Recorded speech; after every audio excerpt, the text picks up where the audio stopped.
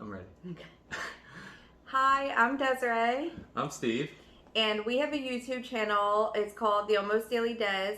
And sometimes we share some family stuff on there. So my best friend Candace thought it would be a good idea to share some of our parenting style. Yeah. We have a daughter and she's 5. She just turned 5. 5. So if she were in school this year, she technically would have been in pre-K 4. But with COVID and everything, we just kept her home and we thought, let's just try to do our own thing and see how it goes. I've always had some structure with her, but we've just enforced a little bit more structure this year because we incorporated some more learning. Right.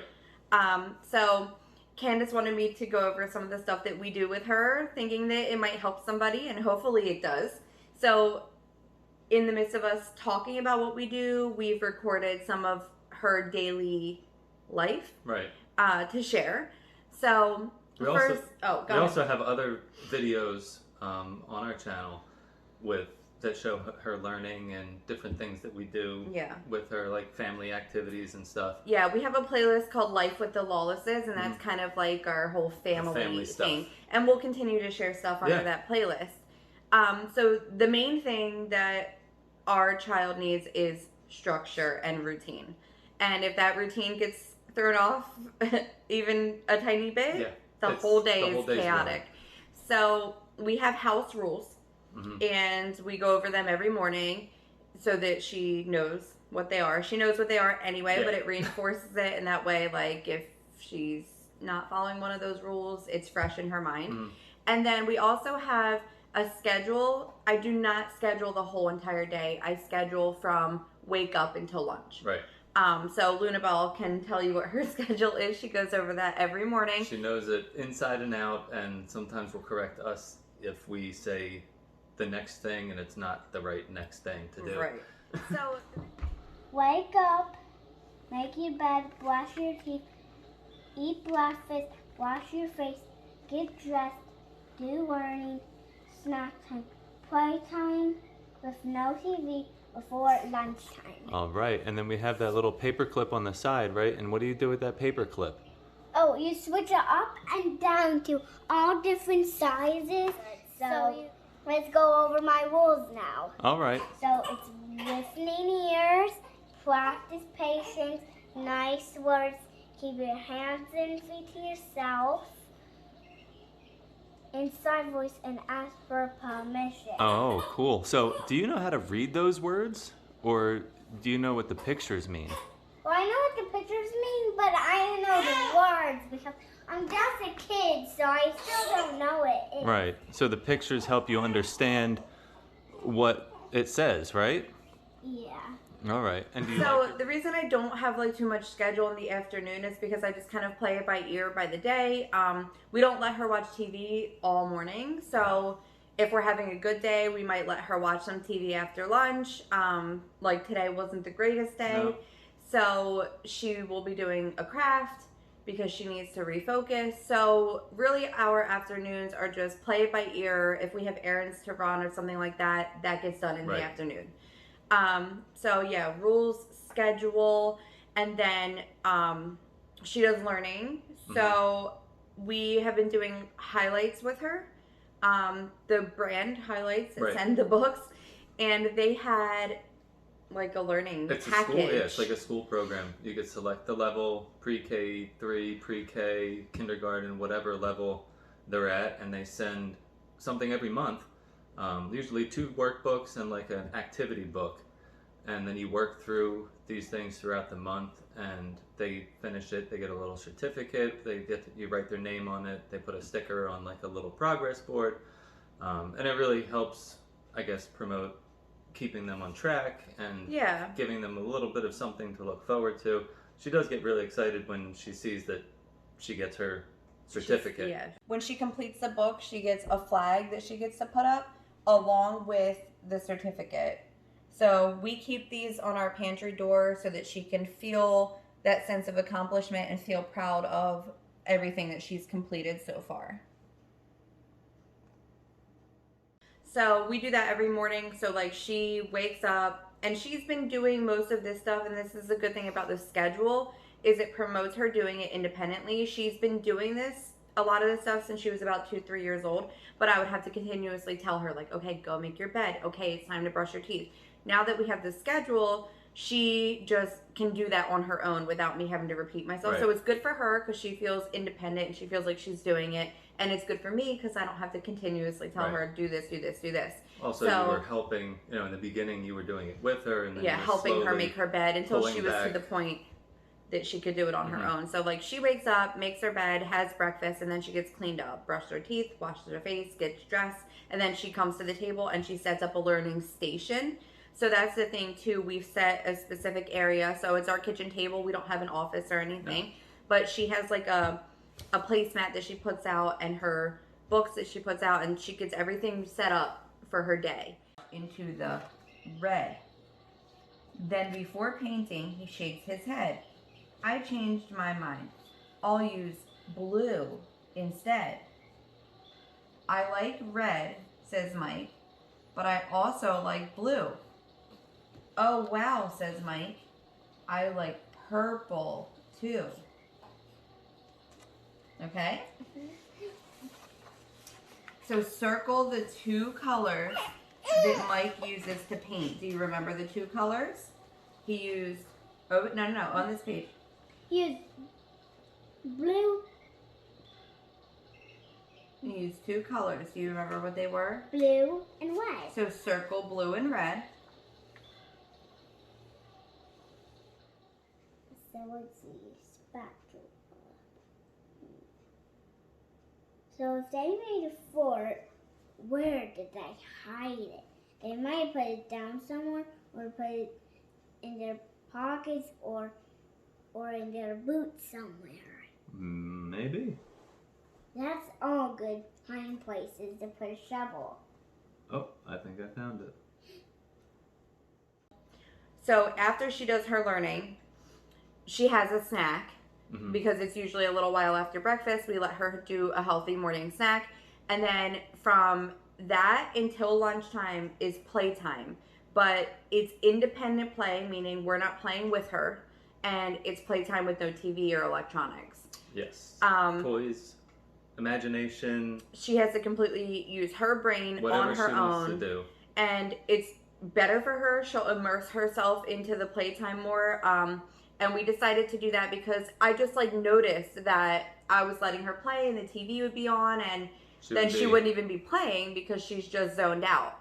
And also, like, too much electronics for her makes her a little cuckoo. It's crazy.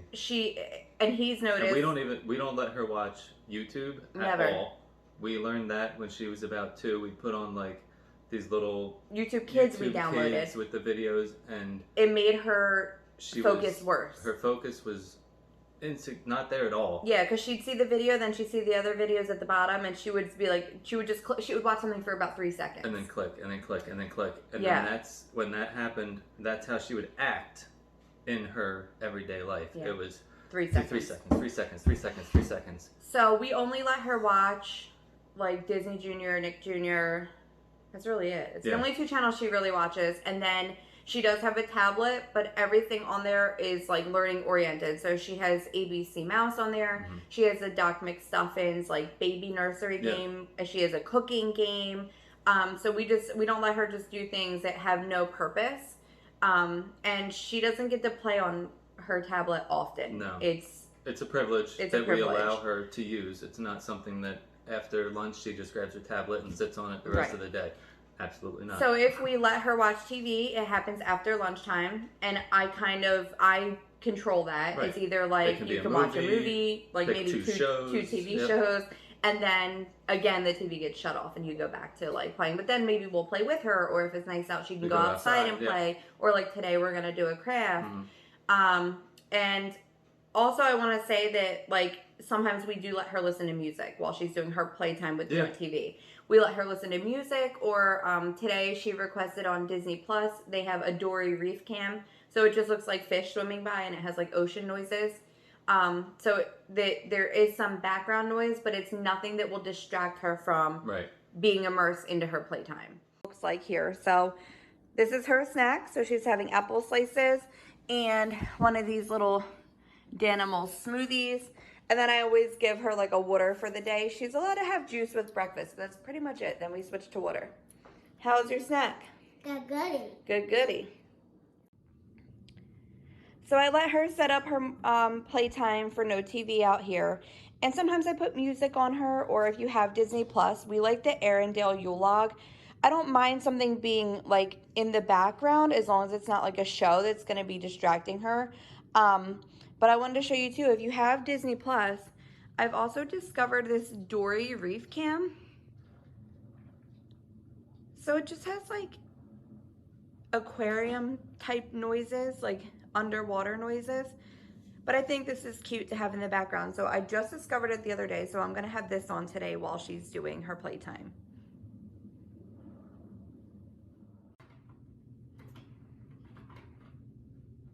Whee!